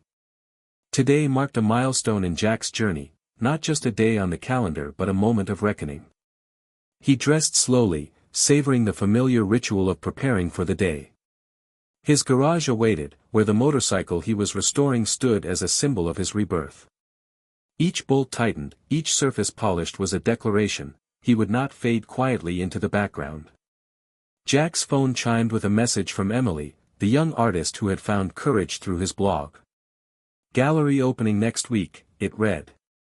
"Would love for you to come." Her words warmed him, a reminder that the ripple of change extended beyond his own life, touching others in unexpected ways. After breakfast, Jack wrapped himself in a raincoat and stepped outside. The neighborhood was quiet, the rain painting everything with a fresh sheen. He took his usual morning walk, the wet leaves crunching softly beneath his feet. The air smelled of earth and promise, and Jack felt a surge of gratitude for this second chance. At the community center, Jack prepared for another workshop, this one focused on embracing creativity at any age. The room filled with eager faces, some wary but all searching for a spark. Jack shared his story once more, weaving in the lessons he'd learned about resilience and radical self-belief. He spoke of Elon Musk's rule: you don't stop when you're tired, you stop when you're done. The phrase resonated deeply, a call to arms against the creeping silence of aging. After the session, Gloria approached him again, this time beaming with newfound confidence. "I finished my first painting," she said proudly. "It's not perfect, but it's mine." Jack smiled, his heart full. Moments like these were the true victory, small breakthroughs that built a bridge to hope. Later, Jack met Michael at a quiet cafe, their conversation flowing more freely with each visit. They shared memories, regrets, and tentative plans for the future. The past's weight seemed to lift, replaced by the fragile but growing bond of forgiveness. Returning home, Jack spent the afternoon in his garage, the rhythmic clink of tools a steady companion. The motorcycle was nearly complete, each part a testament to patience and perseverance. He imagined the wind on his face when he finally took it out for a ride, a symbol of freedom reclaimed. That evening, Claire joined him on the porch, the rain easing to a soft drizzle. They watched the sky clear to reveal a tapestry of stars, silent witnesses to their journey. "I never thought we'd get here," Claire said softly. "But I'm glad we did." Jack took her hand, the warmth a balm to old wounds. "Me too," he replied. As the night deepened, Jack felt a profound peace settle within him. The path ahead was still uncertain, but armed with courage, connection, and the unyielding rule that had changed his life, he was ready to keep moving forward. Ready to keep going, until he was done. Jack Turner woke to the soft hum of morning birdsong filtering through the cracked window of his small, weathered home. The familiar stiffness in his knees greeted him like an old friend, a reminder that time had not been gentle, but his spirit felt different, lighter, sharper, more determined than it had in years. Months had passed since that pivotal moment when he first heard Elon Musk's words echo through a podcast: "You don't stop when you're tired, you stop when you're done." It was a rule that shattered his beliefs about aging, failure, and what was possible after 60. As Jack sat up in bed, the memories of past regrets flickered, missed chances with his son Michael, the gradual fading of friendships, the lonely dinners he used to endure. But now, those memories no longer chained him, they fueled his fire. He dressed quickly and stepped outside into the brisk morning air, the neighborhood slowly coming alive. Leaves rustled in the wind, and the smell of fresh coffee drifted from a nearby cafe. Jack's daily walk had become more than exercise, it was a meditation, a ritual of reclaiming life one step at a time. Passing the park where he and Claire once took afternoon strolls, Jack felt a surge of gratitude for the second chance they had found together. Their relationship, once strained and silent, had blossomed into a partnership of healing and hope. As he reached the community center, Jack prepared for today's workshop, Reclaiming Purpose After 60. The room filled with faces marked by life's hardships, some skeptical, others eager for change. Jack shared his story with unvarnished honesty, weaving in the moments of despair and the breakthrough sparked by Musk's relentless mindset. "It's not about age," he told them, "it's about refusing to give up on yourself." The audience responded with quiet nods, eyes brightening with the possibility of renewal. After the session, Gloria, a woman who had once hesitated to leave her house, approached Jack. "I've signed up for that dance class," she said, her voice trembling with excitement. "Thank you for showing me it's never too late." Moments like these reaffirmed Jack's mission, to be a living testament that transformation is always within reach. Later, Jack met Michael at the local diner. Their conversation flowed easier than before, bridges of understanding forming over shared meals and memories. Michael confessed his own fears of failure and aging, and Jack listened, offering encouragement born of his own journey. They talked about the future, not just repairs of the past but new adventures waiting to unfold. Back at home, Jack spent the afternoon in his garage, the motorcycle restoration nearly complete. The project was more than mechanical, it was symbolic, a resurrection of lost dreams and a refusal to be defined by age. As he tightened the last bolts, he imagined the wind rushing past, the freedom of the open road, the joy of reclaiming life on his terms. That evening, Jack and Claire sat on the porch swing, the sky painted with stars. Their hands intertwined, silent witnesses to the distance they'd traveled together, from isolation to connection, despair to hope. Claire leaned her head on Jack's shoulder. "You've changed everything," she whispered. Jack smiled, eyes reflecting the depth of his journey. "No," he said softly. "We changed it together." The night deepened, and Jack felt a profound peace settle over him. The rule Elon Musk shared was no longer just words, it was a way of life. Jack knew there would still be challenges ahead, moments of doubt and pain. But with courage, connection, and relentless persistence, he was ready to keep moving forward.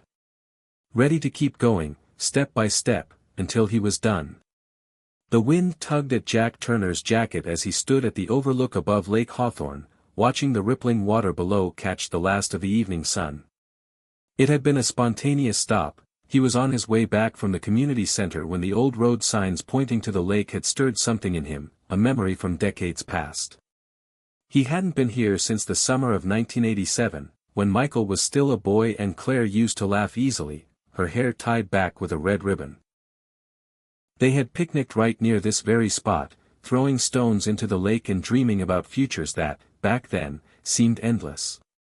Jack exhaled slowly, the moment heavy but not painful. This was different from the kind of remembering that used to sting. Now it felt more like recognition. Not everything that faded was lost. Some things just waited to be found again. He turned from the view, walking back to the truck.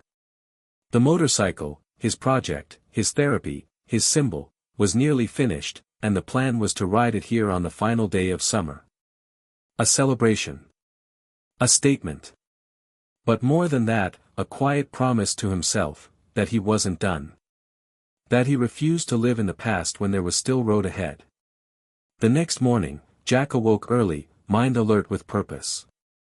Rain pelted the roof gently, and the world outside was wrapped in a cool hush. He brewed his coffee, took his vitamins, and looked around his modest kitchen with a feeling that had become familiar, gratitude. Not the kind of gratitude people forced themselves to feel when life was falling apart, but the real kind, earned after coming through something. He sat at the table, reading messages from the blog, notes from strangers in cities he'd never visited. One was from a retired schoolteacher in Iowa who had started writing poetry again. Another from a widower in Maine who had signed up for his first woodworking class. The stories poured in like tiny seeds of change. Jack's words, his truth, had helped plant them. And all of it, every letter, every comment, every silent moment of inspiration in someone else's life, had grown from one rule: don't stop when you're tired. Stop when you're done. That phrase wasn't about running faster or working harder. It was about refusing to surrender to the lie that life was over just because the world stopped looking your way. Jack headed into the garage, flipping on the overhead light. The motorcycle stood like a sculpture in the center of the room, matte black paint, chrome details polished to a gleam. It was beautiful. And nearly finished. He wiped his hands on a cloth and crouched to check the wiring along the frame. A few tweaks left. Maybe a test ride soon. Maybe even this week. He worked for hours, letting his thoughts wander. To Claire, and how they'd relearned the language of partnership. To Michael, and the long walks they now shared on weekends, speaking in pieces, repairing what had once seemed irreparable. And to himself, the man who had, for too long, believed he'd peaked in his 40s. Who now, at 68, felt more alive than he had in decades. That evening, as the clouds broke and sunlight returned, Jack and Claire took a walk together through the neighborhood. Kids zipped by on bicycles. A golden retriever barked excitedly through a fence. Everything seemed illuminated in the soft, golden hour glow. "You know," Claire said as they rounded the corner past the church, "I've been thinking of starting something too." Jack looked at her, surprised. "What kind of something?" She smiled, a little shyly. An online group for women in their 60s and 70s who feel invisible. A place where we talk about real things, aging, fear, family, and what comes next. Jack stopped walking, moved. That's incredible, Claire. Do it. You should absolutely do it. She nodded, her gaze steady. You gave me the courage to even consider it. Watching you change, watching you fight for something, it reminded me that I'm allowed to do that too. They walked in silence for a while, hand in hand.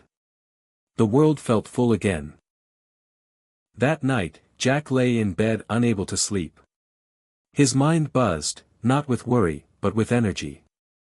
He pulled out his laptop and opened the file containing the final chapters of his memoir. The blinking cursor waited. And he wrote. He wrote about the silence of aging, the quiet terror of becoming invisible. He wrote about the aching pain of looking back and seeing only what was lost.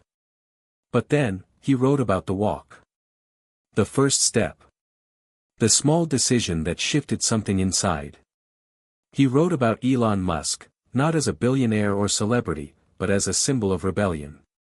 Of radical thinking. Of saying no to the assumptions the world makes about limits. The memoir was almost done. He could feel it, the arc closing. The healing becoming something permanent. The next morning, as Jack poured his coffee and stepped outside, he found a letter waiting at the door. Handwritten, in careful script. No return address. He opened it and read. Mr. Turner. I'm 82 years old. I've outlived most of my family. I live alone in a town where no one really remembers who I was. But then I found your blog. I haven't missed a post in 3 months. You don't know me, but I want you to know this, you reminded me that I am still here. That I can still matter. Yesterday, I started writing letters to all my grandchildren, not to give advice, but to share who I really am. I don't think I would have done that if I hadn't found your story. Thank you. You're not just changing your life. You're changing ours too. Ruth. Jack sat on the porch bench, the letter shaking slightly in his hands. He closed his eyes and let the weight of it settle. This was what purpose looked like. Not applause or headlines, but one voice finding another in the darkness. And lighting a path. The sun rose steadily, casting golden beams across the neighborhood. Jack looked out at the horizon and whispered to himself, "You're not done yet." The morning Jack Turner decided to take the motorcycle out for its first full ride was crisp, cloudless, and touched with the quiet thrill of possibility. He stood at the edge of his garage, keys in hand, staring at the machine that had, over the past year, become more than metal and rubber. It had become his mirror, worn down, rusted at first, full of parts needing careful attention, but now reborn, alive, ready. Just like him. He ran his fingers along the seat, checking every bolt one last time, the way you do when something matters more than you can say. The engine hummed to life with a low, satisfying growl, and Jack smiled. It was more than a sound. It was proof. Proof that time hadn't taken everything. Proof that restoration wasn't just possible, it was powerful. Claire stepped out onto the porch, tying her robe as she watched him from the steps.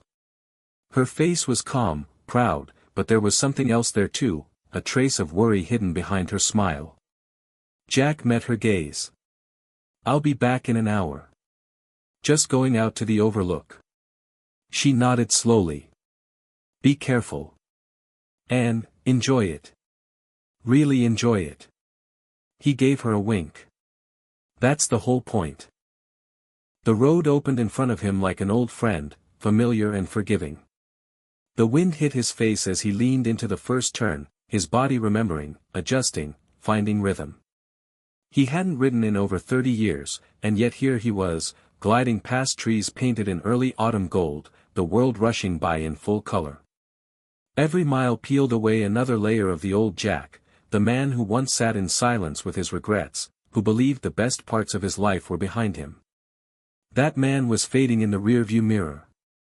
When he reached the overlook at Lake Hawthorne, he killed the engine and sat in the silence. The lake stretched before him, still and blue, reflecting the sky like glass. He removed his helmet and breathed in the pine-scented air.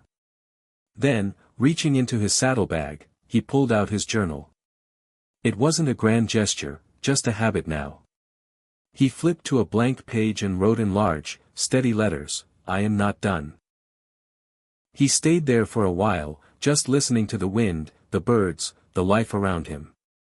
It felt like a conversation, one he hadn't had in years, with the world, with God, with himself. He thought about everything that had changed. The blog, now with thousands of readers, had begun attracting attention beyond his small town. A journalist from a national aging and wellness magazine had even emailed asking to feature his story. Jack had hesitated at first, unsure if it was attention he wanted, but Claire reminded him why he started writing in the first place. "It's not about you," she said gently. "It's about what you're giving to people. Let them see it. Let them see you." As Jack rode home that afternoon, the road unwound before him like a ribbon, smooth and inviting. His body was sore by the time he pulled into the driveway, but it was a good kind of sore, the kind that came from being alive in every cell. Claire met him at the door with a kiss and a steaming mug of tea. "So?" she asked. He just smiled. It was everything. That evening, they sat by the fire in the living room, logs crackling, the warmth soaking into their bones. Jack read the draft of the final chapter of his memoir aloud to her. She listened quietly, her eyes never leaving his face. When he finished, there was silence. Then she said, "You have to publish it, Jack. People need this." He nodded slowly. He'd been thinking the same thing. Not for fame. Not even for recognition. But because the words might find someone sitting alone, thinking it's too late, thinking they've missed their moment. And maybe, just maybe, they'd read it and take one small step. The next day, Jack emailed the journalist and agreed to the interview. Within a week, a photographer visited the house, capturing images of him in the garage, walking with Claire, leading his community workshop. The article was published 2 weeks later. Its headline was simple, yet bold, "The Man Who Started Over at 67. Jack's inbox exploded. Strangers wrote in from across the country. One message came from a veteran in Oregon who hadn't spoken to his son in 12 years and was making a call that night. Another came from a woman in Florida who had enrolled in a computer coding course after reading his story. A retired nurse from Michigan said she printed the article and taped it to her refrigerator. Jack was stunned, not by the attention, but by how deeply people needed permission to believe in themselves again. Even Michael, his son, called that night. "Dad," he said, his voice thick with something unspoken, "I'm proud of you. I read the article 3 times. I didn't know half of that about you." Jack sat in silence, emotions catching in his throat. "Thanks, son," he finally said. "Means more than you know." And it did. Because underneath everything, the blog, the motorcycle, the writing, what Jack had truly longed for was connection. Not fame. Not youth. Just to be seen again. To matter. As the weeks passed, Claire's online group flourished too. Women from all over joined, sharing stories of love, loss, reinvention. They called it the Second Flame. Once a week, Claire hosted live calls, and Jack sometimes listened from the kitchen, moved by the honesty and humor in their voices. The house no longer felt like a waiting room for the end, it felt like a launch pad for something bigger. One morning, Jack woke to find a letter from the mayor's office. He'd been nominated for a local award, Citizen of Renewal. He chuckled at the name, but Claire insisted he accept it. "You're proof that it's never too late," she said. "Own that." So he did. At the small ceremony, he stood at the podium and looked out at the faces, friends, neighbors, strangers who'd become family. He cleared his throat and said, "I used to think getting older meant becoming less But I was wrong. It just means becoming something new. The applause wasn't loud. It wasn't thunderous. But it was real. And that was enough. Later that night, back on the porch with Claire beside him and the stars above them, Jack whispered, "You know what I think now?" She turned to him. "What?" He looked out at the sky, breathing in the night air. "The best part of my life didn't come before. It came after I stopped waiting for it." Claire reached for his hand and squeezed. And in that quiet moment, no music, no stage, no spotlight, Jack Turner felt the truth of it settle deep in his bones. He wasn't done. Not even close. The first snow of the season arrived quietly, blanketing the streets of Ashbrook in soft white silence. Jack Turner stood by the front window of his home, cradling a mug of coffee, watching as children bundled in bright jackets chased each other through the flurries. Their laughter carried faintly on the wind, like echoes of a different time. He smiled, not wistfully, but warmly. The world was moving forward, and for once, he didn't feel left behind. He felt part of it. The last few months had been the most vibrant of Jack's life in decades. Since the article had been published, life had taken on a curious rhythm, emails from strangers arriving daily, invitations to speak at senior centers, even a podcast interview with a group that called themselves the Rewired Boomers. Every time Jack shared his story, it felt like he was shaking someone awake. And he never tired of hearing the same quiet confession afterward, "I thought it was too late for me too." Jack's blog, after the shift, had become something larger than he'd ever imagined. It wasn't just a place for his thoughts anymore. It had turned into a community, people sharing their stories, supporting each other, making plans. A woman from Denver had started a hiking group for retirees. A man in Georgia was teaching himself to code at 72. Someone in New York had started writing stand-up comedy again. All of it growing from the same simple truth Jack had held on to: it wasn't too late. It was never too late, unless you stopped showing up. The most unexpected email came just after Thanksgiving, from a young assistant at Tesla who had come across Jack's story and passed it along to Elon Musk himself. Jack had stared at the message for several minutes, unsure if it was real. Then a follow-up came. Elon wanted to meet. Not as a publicity stunt, the assistant explained, but because he'd read Jack's words and they'd moved him. Elon, in the brief message that followed, said only, "Anyone who rebuilds their life in the fourth quarter deserves my time. Come by if you're ever near Austin." Jack showed the message to Claire, who read it twice and said only, "You have to go."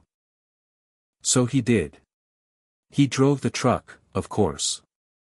Not because he didn't trust planes, but because something in him needed the road, the quiet thinking time, the long stretches of solitude, the chance to process what this all meant. Claire packed him sandwiches, tucked a note into his bag, and stood waving on the porch as he pulled away. The drive took 3 days.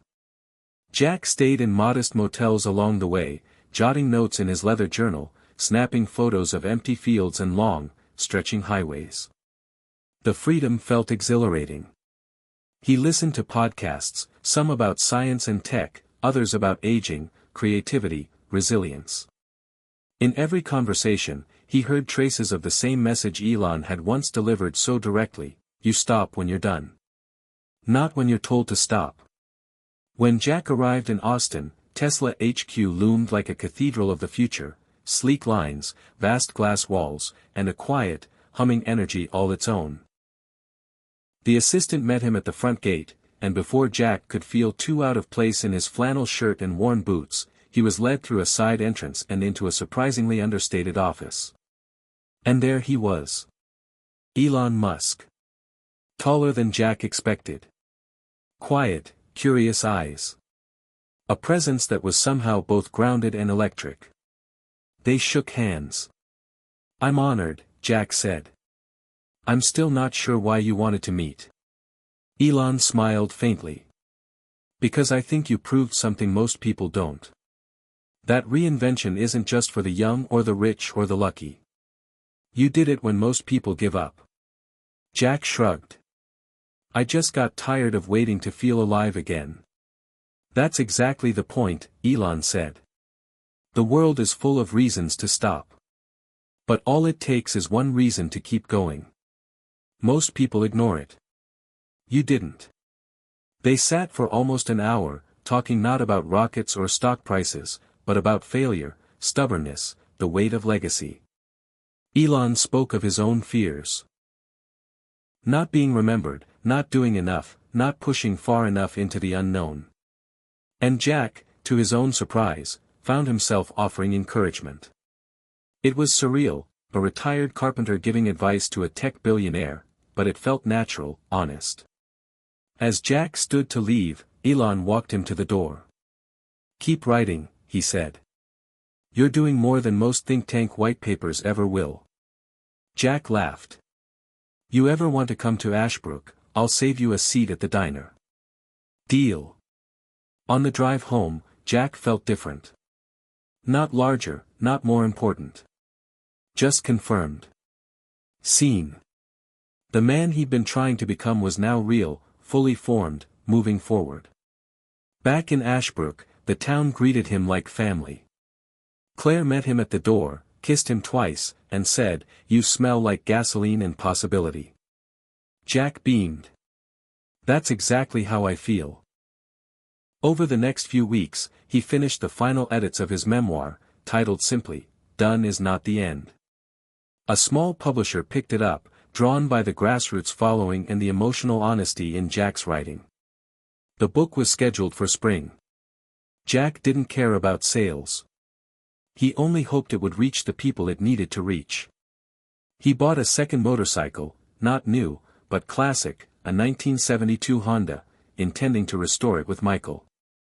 His son had taken to visiting every Saturday morning now. They'd drink coffee, talk about life, and get their hands greasy with wrenches and tools, laughing more than talking some days. The project was less about the bike, more about the bond. A kind of healing Jack never thought possible. One snowy evening, Claire handed Jack an envelope. Inside was a simple card, hand-drawn, with a rocket ship on the front and the words, "To Mr. Jack Turner, the man who reminded me to begin." It was from Ruth. The 82-year-old who had once written to thank Jack for helping her reconnect with her grandchildren. Inside the card was a photo of Ruth with 5 of them, all smiling, holding letters. On the back, she'd written, "You didn't just give me back my voice. You gave them back their grandmother." Jack felt tears slip down his cheeks. Not sadness. Not even joy. Something deeper. A sense that his life now extended far beyond his small corner of the world. Later, curled up with Claire in the quiet of their home, Jack whispered, "I never thought I'd get another chapter. I thought I was finished." Claire kissed his temple. "You weren't finished, Jack. You were just waiting to begin again."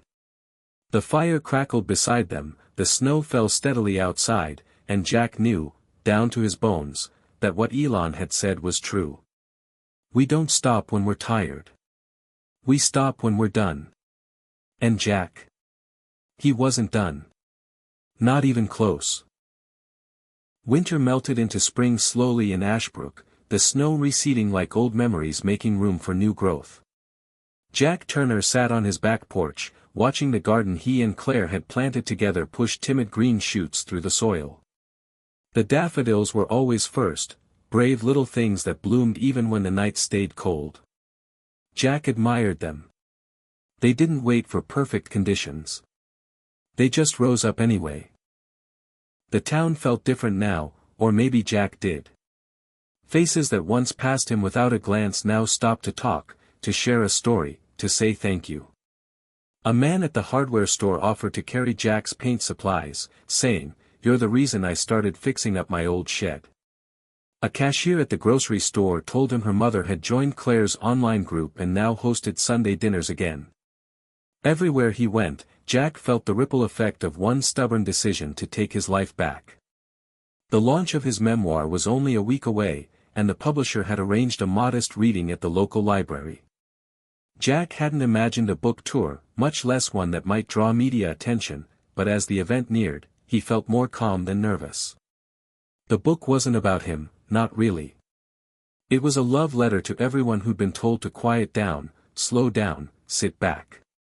A challenge to everyone who still had fire but had forgotten how to feel it.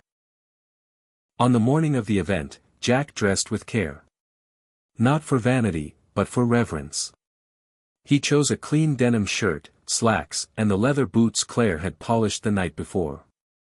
Claire wore a soft green blouse and a silver pin Jack hadn't seen her wear in years. "You look like spring itself," he said, and she kissed his cheek. The library was fuller than expected. Folding chairs lined the reading room, filled with neighbors, friends, and unfamiliar faces. Gloria was there, the woman who once couldn't look people in the eye and now ran art workshops on weekends. Michael arrived with his wife and 2 daughters, slipping in quietly near the back. When Jack saw them, his voice caught for a second, but he pressed on. The girls waved shyly. He waved back. He began reading. Not from the middle. Not from the part where his life had turned around. But from the beginning. From the chapter titled, "The Fading," where he described the empty feeling of waking up without purpose, the long silences, the sense of being invisible. The air in the room changed as he spoke. It wasn't just words, it was a mirror. He saw it in their eyes. The recognition. The ache. But then he read the turning point, the quote from Elon Musk, the words that first cracked open the shell of his doubt. "You don't stop when you're tired. You stop when you're done." He paused. "I wasn't done," Jack said, setting the book down. "And neither are you. That's why I wrote this. That's why I kept writing even when no one was reading. Because the truth is, age doesn't disqualify you. Silence does." The room was still. Then, quietly, someone clapped. Then another. Then the whole room. Afterward, people lined up to shake his hand, get their books signed, or just say a few words. An older man in a tweed jacket told Jack he'd recently started learning Spanish. "For no reason other than I've always wanted to," he said. A woman in her 70s said she had walked 2 miles just to be there. "Because your words make me feel like I still have a future." Michael waited until the crowd thinned before approaching. His eyes were glassy, voice quiet. "I read the whole book. I didn't realize how far you'd come." Jack swallowed hard. "I didn't either, son. Not until I started writing it down." Michael nodded. "You know what struck me most?" Jack raised his eyebrows. "That the hardest part wasn't changing. It was believing you still could." Jack blinked. That was it. The whole truth in one sentence. "You nailed it," he said. That night, after the girls had gone to bed and Michael and his wife had driven home, Jack and Claire curled up on the porch, wine glasses in hand, the spring air just cool enough to need a blanket. They sat in silence, watching fireflies begin their slow dance under the old oak. "Do you ever think about what would have happened if we'd never heard that quote?" Claire asked softly. Jack turned to her. "Sometimes. But then I realize, the quote didn't change everything. It just gave me permission. What changed everything was choosing to act on it." Claire nodded. "You didn't just get back on your feet. You brought others with you." Jack looked out into the dark. "That's the part one never expected. That helping myself would help anyone else." They clinked glasses. "To being unfinished," she said. "To whatever comes next," Jack replied. In the days that followed, emails poured in, some from people who had been at the reading, others who had found the book online. One was from a man in British Columbia who had lost his wife and hadn't left his house in 6 months. "I read your story," he wrote. "I took a walk. First one in weeks. I think I'll take another tomorrow." Jack printed that one and pinned it beside Ruth's letter on the corkboard in his study. These weren't accolades. They were breadcrumbs. Reminders that change, no matter how small, was sacred. He and Claire made a plan. A real one. They'd take the motorcycle on a 2-week road trip through the Southwest in the fall. See the Grand Canyon. Stay in roadside motels. Eat pie in places with no Yelp reviews. Live like time wasn't running out, but rising up. Jack also started work on a second book, not a memoir this time, but a collection of letters to his younger self. Each one focused on a lie he had believed and the truth that eventually freed him. The first letter began, "Dear Jack, you are not behind. You are right on time." Claire's online community had passed 5,000 members. She now hosted monthly live streams, had volunteers helping moderate, and had even launched a podcast with her friend Diane. They called it Still Rising. Claire's voice, once so hesitant to speak, now moved people the way Jack's words had begun to. One afternoon, Jack stood in the garage beside the second motorcycle, now halfway restored, watching Michael show his daughters how to use a torque wrench. The little one, Emma, asked, "Grandpa, will I ride it someday?" Jack grinned. "If you learn how to fix it first." She beamed. "Deal." He looked over at Michael, who just smiled.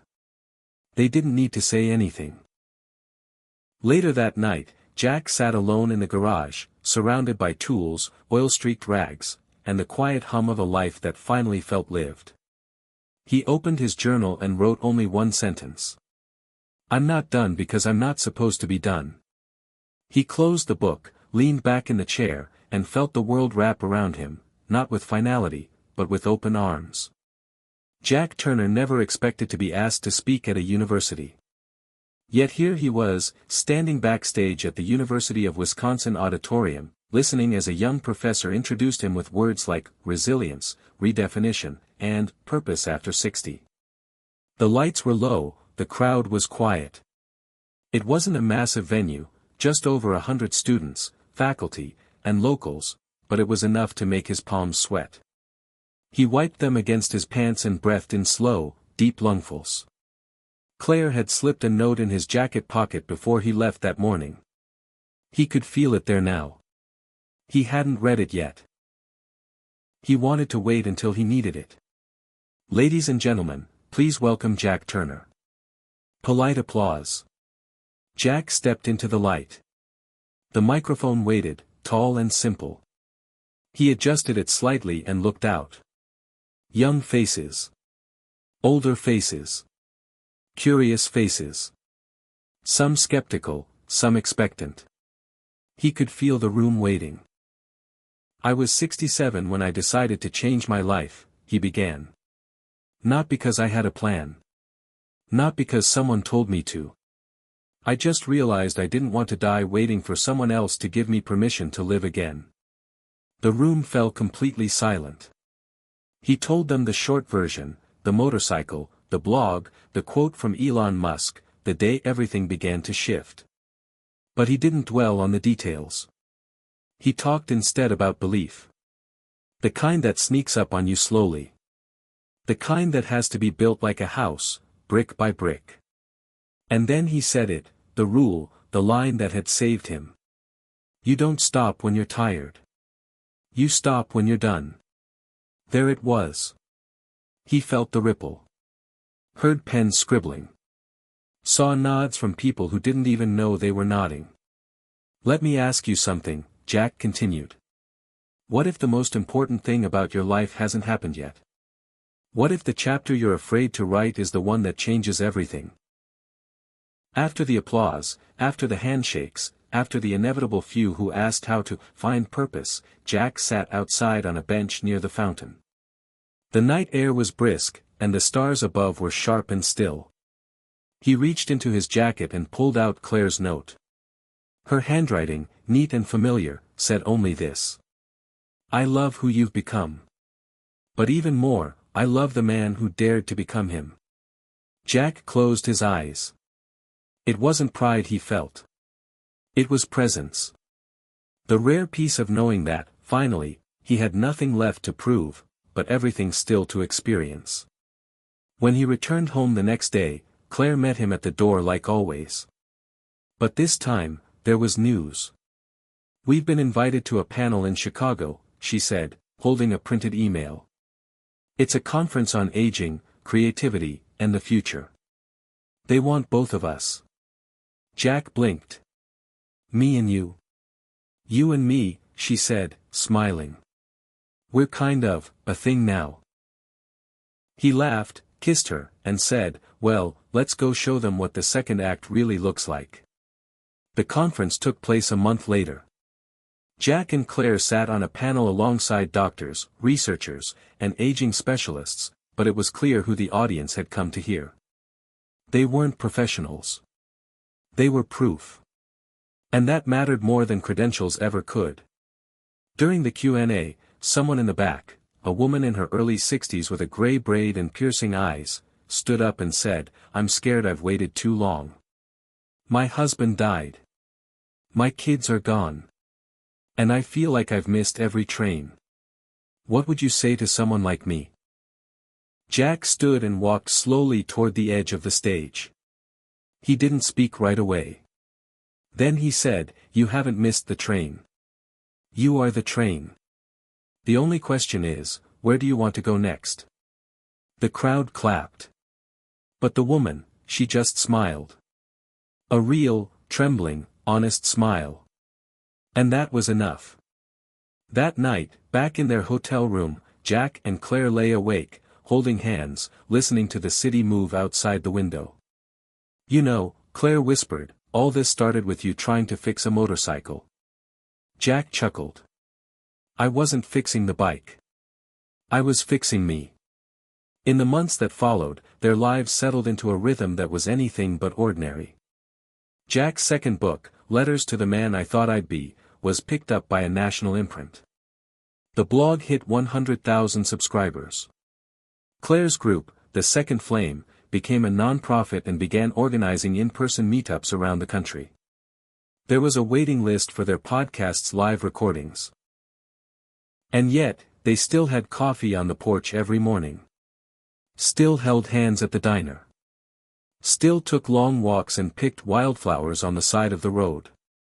One Saturday afternoon, as Jack was preparing for a live stream Q&A, Michael and the girls arrived unexpectedly. Emma, now 7, ran into the garage with a letter. "It's from my school," she said. "They want you to talk to our class." Jack stared at the envelope. What could I possibly tell a bunch of second graders? Emma shrugged. "Maybe just tell Em it's okay to start over." He laughed and hugged her close. Later that night, after the live stream ended and the house was quiet, Jack stepped outside alone. The moon was bright, full. The same moon he used to stare at from the same porch when he felt invisible, washed out, waiting. He remembered the first day he read that quote. The first time he turned the key on the old bike. The first time Claire looked at him like she saw something new. He whispered into the night, "Thank you." Not to any one person. But to the universe, maybe. Or to the younger version of himself who hadn't quit. Because what Jack Turner had learned, and what he had given the world, was not about age, or reinvention, or legacy. It was about permission. The permission to begin, even when it seemed too late. The permission to change, even when change was terrifying. And above all, the permission to be unfinished. He looked out into the dark, and smiled. The story wasn't over. It was still being written. The summer of Jack Turner's 69th year came in with a softness he hadn't known in decades. It wasn't the temperature or the long daylight hours that made it feel that way. It was the ease in his body, the quiet steadiness of purpose that had taken root and now shaped everything he did. He no longer measured his days by what was lost. Now, he measured them by what was made. Each morning, Jack woke before sunrise. Not out of obligation, but out of desire. Desire to sit with a pen, a cup of coffee, and his leather journal in the soft hush before the world stirred. His words had grown simpler, more direct. Not because he had less to say, but because he no longer needed to prove anything. There was no more performance. Just presence. One such morning, a letter arrived. Not an email, but a real letter, handwritten in a careful scrawl and postmarked from South Africa. Claire found it in the mailbox and brought it in with a raised brow. "You've got mail from across the world," she said, placing it on the kitchen table beside his toast. Jack opened it slowly. Inside was a single page. "Dear Mr. Turner. I am writing from a small town near Pretoria. My grandson sent me a link to your story. I am 84. A retired school teacher. I had not picked up a paintbrush in 32 years. But I read your blog, then your book. Then I picked one up. I have now filled 2 canvases. They are not perfect, but they are mine. Thank you for reminding me that life still belongs to me. Sincerely. Esther." Jack read the letter 3 times before folding it carefully and sliding it next to Ruth's card, and the Canadian's email, and the message from the grocery store cashier's mother. The corkboard above his desk had grown crowded with stories like these. Little testaments. Fragments of lives rekindled by his own. It made him feel like a lighthouse, not big or showy, but steadfast. Steady. Later that week, Claire approached him on the porch with her laptop in hand and a mischievous smile on her face. "Guess what?" she said, sitting beside him and tilting the screen toward him. "You've been invited to TEDx." Jack blinked. "As in TED?" She nodded. "Well, TEDx, the smaller, regional version. But yes. They want your story." He sat back. "What would I even say? I'm just." She raised a hand. "Don't even finish that sentence. You're not just anything. You're exactly what people need to hear." He stared at the screen for a long moment, then nodded slowly. "All right. Let's do it." The event was scheduled for September, in Denver. The theme, "The future is always now." Jack worked on the talk slowly over the summer, not wanting it to be rehearsed or too polished. He just wanted it to be true. He opened it with a single image, a rusted motorcycle in a dusty garage, and a man who believed he was done. Then, word by word, he traced the arc, not of triumph, but of choice. The choice to begin again.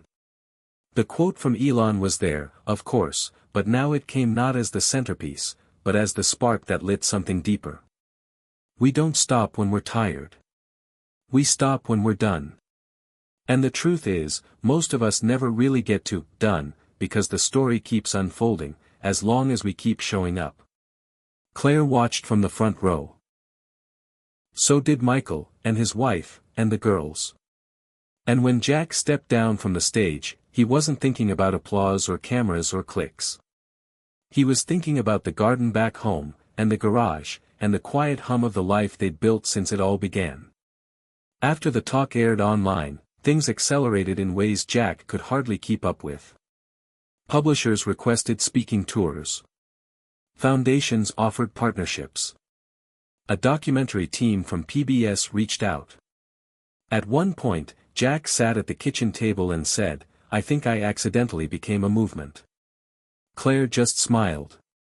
"Not accidentally, Jack. You told the truth. People follow truth when they finally hear it." But Jack didn't want fame. He wanted to stay real. So he made a rule: no press agents, no handlers, no big city speeches unless he could drive there himself. "If I can't wear my boots," he joked, "I'm not going." One autumn afternoon, Michael brought over a framed print of the TEDx photo. Jack on stage, hand outstretched, eyes locked with the audience. Below it, he had engraved the quote that had started it all. Jack hung it on the wall of his garage, right above the workbench where Emma was now learning how to rewire the taillight on the old Honda. She looked up at him with grease on her cheek and said, "Grandpa, when I get old, I want to do cool stuff too." Jack laughed. "You don't have to wait till you're old to start doing cool stuff. Just don't stop when you get old." Fall settled in. The trees in Ashbrook lit up with amber and red, the air carrying that bittersweet scent of endings and beginnings. Jack and Claire went on their long-planned road trip, through Utah, across the Arizona desert, to the Grand Canyon and back. They stopped in forgotten towns. Ate diner breakfasts. Slept with windows open and stars overhead. It wasn't an escape. It was a celebration. A way of marking how far they'd come, not in miles, but in meaning. One night, in a small town called Holbrook, they found themselves sitting under the neon sign of a Route 66 motel, drinking gas station wine out of paper cups and laughing at nothing in particular.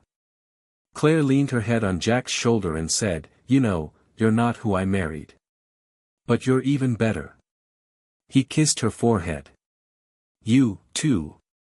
The road led them home again, eventually, as roads always do.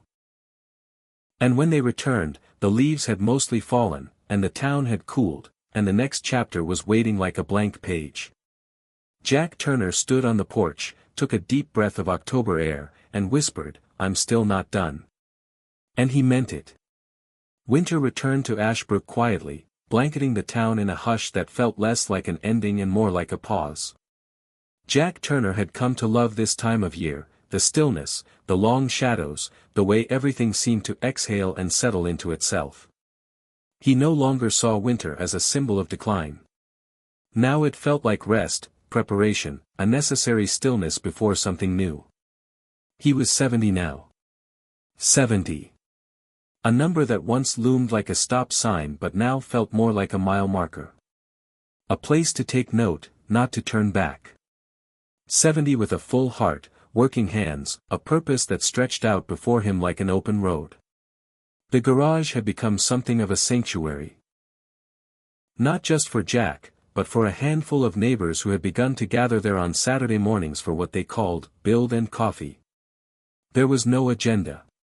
Just old hands fixing old things and young people learning how. Emma had brought 2 school friends the weekend before. Jack taught them how to change spark plugs and brew coffee strong enough to wake the sun. Claire, now hosting monthly retreats for women in their 50s and 60s, had taken over the spare bedroom and turned it into an office. Jack loved hearing her on Zoom, her voice steady and kind, guiding women through questions they had been too afraid to ask for years. What do you really want now? Not what you used to want. What do you want now? Michael had started helping part-time with Jack's blog, turning it into a newsletter that reached over 200,000 people. It wasn't about money. It was about momentum. Jack often said, "You can't retire from your purpose." One evening, Jack was invited to deliver a closing keynote at a global aging symposium, this time virtual. He didn't hesitate. He stepped in front of the camera, adjusted his collar, and began with the line that had come to define him. "I was supposed to be done. But someone forgot to tell me I still had fire in me." He told them about the garage, the motorcycle, the blog, Elon's quote, and all the quiet days after where no one clapped, no one watched, and he kept showing up anyway. He reminded them that the only thing aging guaranteed was the passage of time, not the loss of relevance, not the end of desire, not the death of dreams. Then he paused, held up a small object, a worn ignition key, and said, "This key doesn't look like much. But when I turned it, everything changed. Not because the motorcycle roared to life. But because I did." The chat filled with messages, "Amen." Started crying. Just what I needed to hear. "Thank you, Jack." After logging off, Jack stepped into the kitchen where Claire had dinner ready. She was humming to herself, barefoot, stirring stew on the stove. The room smelled like thyme and slow-roasted garlic. The kind of smell that made a place feel lived in. She turned to him. "How was it?" He smiled. "It was good. Felt real." They ate together, quietly, the way people do when there's nothing left to prove. Just warmth. Just presence. Later, they sat by the fireplace. Claire with her book, Jack with his journal. He hadn't written much lately, just short thoughts, small observations. Tonight, though, something surfaced. A new idea. Not for a speech, not for a post. Just a line he needed to write for himself. Your second life begins when you realize the first one wasn't wasted. It was preparing you. He underlined it, then closed the journal and looked at the fire. In the weeks that followed, the house was filled with people again, friends from town, family from out of state, new faces who had read his book and wanted to meet him. Jack welcomed them all. But he also made time for solitude. Walks in the woods. Morning tea with Claire in silence. Saturday nights tinkering in the garage under the low glow of a hanging bulb. One such night, he found himself sitting alone on the old stool, staring at the original motorcycle, the one that had started everything. It sat now like a quiet sentinel, polished and proud. He reached out and ran his hand along the gas tank. You and me, he said softly. We lit the match. There were new projects on the horizon. A documentary in pre-production. A children's book based on his story. Plans for a foundation that would fund creative programs for people over 60. But none of it felt heavy. It felt like play. Like a gift that kept unfolding. One cold January morning, a small white envelope arrived with no return address. Inside was a single card, typed neatly. You changed my life without ever meeting me. I changed someone else's. Now they're changing another. You started something you'll never fully see. But I wanted you to know. It matters. Jack sat with the card for a long while. Then he stood, walked to the corkboard above his desk, and pinned it to the center. Around it, dozens of other letters and photos and printed emails framed it like a mural. It was messy. Uncoordinated. Beautiful. That afternoon, Jack and Claire walked hand in hand through town, coats zipped, breath visible in the air. They passed the old library where he had done his first reading. It had been painted since then. A new bench sat outside with a small plaque. Dedicated to those brave enough to begin again. Jack stopped. Claire looked at him. Did you? He shook his head. Wasn't me. They sat on the bench for a while, watching the light change. I wonder how many people like us are still waiting, Claire said softly. Jack nodded. Too many. Claire reached into her coat and pulled out a Sharpie. Mind if I add something? He grinned. Have at it. She leaned down, scribbled under the plaque in small, neat handwriting. P.S. You're not too late. You're just in time. They sat back down. A quiet moment stretched between them. Then Jack said, You know, I used to think Elon Musk changed my life. Claire smiled. He did. Jack shook his head gently. He didn't. I changed it. He just reminded me I could. They watched the snow begin to fall again. Soft. Relentless. Beautiful. Jack Turner leaned back on the bench, arm around his wife, a full life stretching ahead of him. He closed his eyes and whispered one last time. I'm not done. And this time, he didn't need to prove it. He just needed to keep living it. Hit subscribe and leave a comment with where you're watching from. This story might just spark a new beginning. What's one thing that always pushes you forward, even when things get tough?